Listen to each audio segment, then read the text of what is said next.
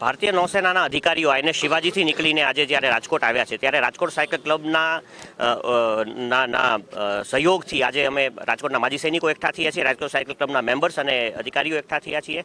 આપણા કમળ વર્ગીસ સાહેબના નેતૃત્વમાં જ્યારે સાયક્લોથોન જે આઈને શિવાજી લોનાવાલાથી અત્યારે વાલસુરા ઓખા અને થઈને આખી જે સર્ક્યુલર રૂટમાં 2000 કિલોમીટર ચલાવવાની છે એ સાયક્લોથોનની સાથે રાઇડ કરવા માટે અમે બધા અહીંયા ભેગા છીએ અને ફ્લેગ ઓફ કરવા માટે આપણા અધિક કલેક્ટર શ્રી ચૌધરી સાહેબ પણ અહીંયા અત્યારે હાજર છે. જી, દેશની સુરક્ષાનો સાચો મેસેજ તો દેશની સુરક્ષાનો છે, ફિટ ઇન્ડિયાનો મેસેજ છે અને 26 જાન્યુઆરીને સેલિબ્રેટ કરવાની વાત છે. એ મેસેજ છે કે મેરીટાઈમ ડોમેનની અંદર ભારતે કેટલું જાગૃત થવાની જરૂર છે, કઈ રીતે નૌસેના આપણા સામુદ્રિક વ્યાપારને, સૌરાષ્ટ્રના સામુદ્રિક વ્યાપારને કઈ રીતે સુરક્ષિત કરી રહી છે, ભારતને કઈ રીતે સુરક્ષિત કરી રહી છે એ સંદેશ. જી ચોક્કસ.